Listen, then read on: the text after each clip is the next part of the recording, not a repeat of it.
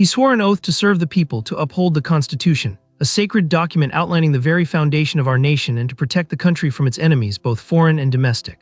Yet behind the polished veneer of public service, he was engaged in an act of unimaginable treachery. This is the story of Congressman Daniel Wexler, a man who betrayed the trust placed in him, selling classified government information to a foreign power. And he almost succeeded. Born into a prominent political family, Wexler possessed an undeniable charisma, a silver tongue capable of captivating audiences, and a seemingly innate ability to navigate the complex and often murky corridors of Washington, D.C. He was a master of political maneuvering, adept at crafting legislation and forging alliances. But beneath this carefully constructed public persona lay a deep well of deceit, a clandestine life filled with secret meetings in dimly lit rooms, untraceable payments funneled through offshore accounts, and encrypted messages whisking across continents. It began subtly, almost imperceptibly. A leaked memo here, a confidential policy draft there, seemingly insignificant acts of indiscretion, easily dismissed as mere oversight. But these small leaks were the insidious tendrils of a far larger conspiracy, a creeping betrayal that gradually escalated in both scope and severity. Within months, Wexler was handing over sensitive intelligence briefings, information of such critical importance that its compromise could have severely jeopardized national security. In exchange for this betrayal of his country, he received a lavish reward. Millions deposited into hidden offshore accounts, luxurious vacations disguised as diplomatic trips, and the silent complicity of powerful, shadowy figures who dared not question his actions. The unraveling began with an astute observation by a low-level staffer, someone whose diligence and keen eye for detail proved instrumental in bringing this dangerous game of deception to an end.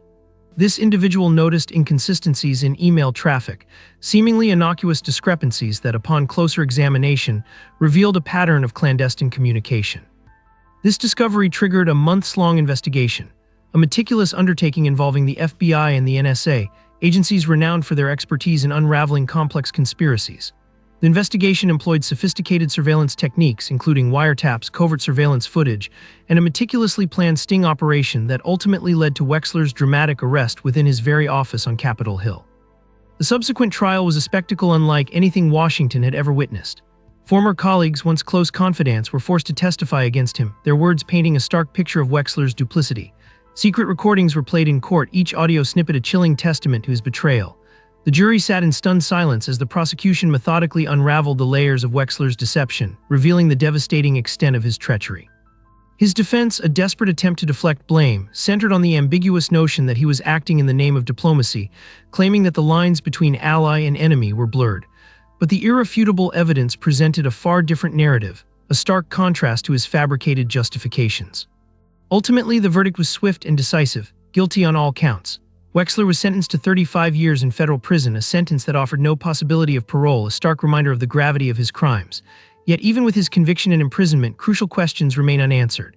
Who else was involved in this conspiracy? Was Wexler acting alone, or was he merely a pawn in a larger, more intricate web of deceit? And what secrets did he take with him behind bars, secrets that could still pose a threat to national security? This isn't simply a case of political corruption. It's a stark reminder that even in the most hallowed halls of power, loyalty can be bought and sold, and that justice, while sometimes delayed, will ultimately prevail. It serves as a cautionary tale, a testament to the enduring importance of vigilance, transparency, and the unwavering pursuit of truth in the face of deception. The Wexler case serves as a sobering reminder of the fragility of trust and the ever-present threat of those who would betray the very principles they swore to uphold. The investigation continues, digging deeper into the network of individuals who may have assisted Wexler, and the full ramifications of his actions are yet to be fully understood. The long shadow of his betrayal continues to cast a pall over the political landscape, a stark reminder of the price of unchecked ambition and the enduring importance of accountability. This is a story that will continue to unfold, a story that demands our attention, and a story that compels us to remain ever vigilant in the defense of our democratic values. The legacy of Daniel Wexler serves as a potent warning, a harsh lesson in the consequences of betrayal and the unwavering pursuit of truth and justice.